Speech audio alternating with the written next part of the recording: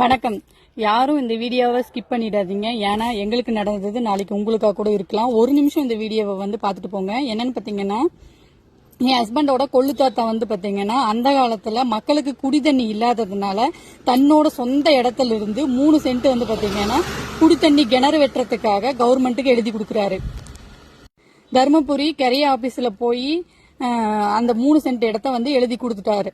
அவர் எழுதி கொடுத்தது பாத்தீங்கன்னா எனக்கும் என்னோட வாரிசுதாரர்களுக்கும் எந்த சம்பந்தம் இல்ல அப்படின்ட்டு சொல்லி எழுதி கொடுத்தாரு. அந்த ரெக்கார்டு பாத்தீங்கன்னா எங்ககிட்ட இருக்கு. அவரோட கொள்ளு தாத்தா கவர்மெண்ட்டுக்கு எழுதி கொடுத்த இடம் பாத்தீங்கன்னா யூடிஆர்ல தவறுதலா அவரோட கொள்ளு தாத்தாவோட பசங்க 3 பேர்ல ஒருத்தருக்கு பட்டா ஆயிடுச்சுங்க. அதனால அந்த பட்டாவில பேர் திருத்தம் பண்றதுக்காக நாங்க கொடுத்துட்டு இருக்கோம். 1.5 வருஷமா இதுக்காக அலைஞ்சிட்டு இருக்கு. பத்திரம் பண்ணதேவே நாங்க கேன்சல் பண்ணி மனு கொடுத்திருக்கோம். அது மட்டும் இல்லாம பட்டா மாற்றம் செய்யக்கூடாது அப்படின்ட்டு சொல்லியும் மனு கொடுத்திருக்கோம். விஓ கிட்ட கொடுத்திருக்கோம், தாலுகா ஆபீஸ்ல கொடுத்திருக்கோம்.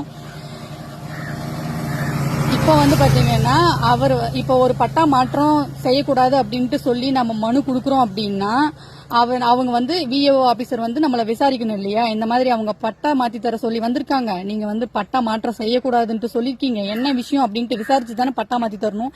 இவர் லஞ்சத்தை வாங்கிட்டு எங்களை எந்த விசாரணையும் பண்ணாம இப்ப பட்டா மாத்தி கொடுத்துட்டாரு. இப்ப நாங்க கேட்க போனா நேரத்து என்ன சொன்னாரு, முந்தா நாள் என்ன சொன்னாரு, 10 நாள்ல மாத்தி தரேன்னு சொன்னாரு. நான் பிரஸுக்கு போவேன், யூடியூப்ல போடுவேன், இன்ஸ்டாவில் போடுவேன் அப்படின்னு சொன்னதுக்கு நேத்து 2 நாள்ல மாத்தி கொடுக்குறேன்னு சொன்னாரு. இன்னைக்கு காலையில போய் கேட்கறேன், உங்களால பண்ண முடியுத பண்ணிக்கோன்னு சொல்றாரு.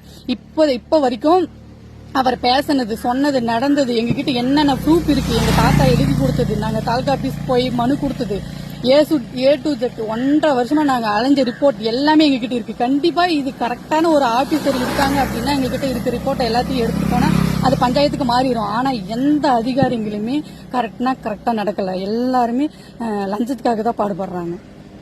இத பத்தி நீங்க என்ன நினைக்கிறீங்க? இந்த மாதிரி உங்களுக்கு நடந்திருக்கா, இல்ல நாங்க என்ன பண்ணலாம் அப்படின்றத இதை பத்தி தெரிஞ்சவங்க எங்களுக்கு கமெண்ட் பண்ணுங்க. இன்னும் நிறைய இருக்கு, அவங்க கிட்ட பேசினது எங்ககிட்ட இருக்கு, ப்ரூஃப் எல்லாமே நான் 1 by 1 அப்லோட் பண்றேன். உங்களால என்ன பண்ண முடியுமோ பண்ணிக்கோங்க அப்படின்னு சொன்னதுக்கு அப்புறம் நான் எந்த ப்ரூஃபும் நான் மறைச்சு வைக்கிறதா இல்லை, எல்லா ப்ரூஃபும் அப்லோட் பண்றேன். இதுக்கு ஒரு நியாயம் கிடைக்கணும் எங்களுக்கு.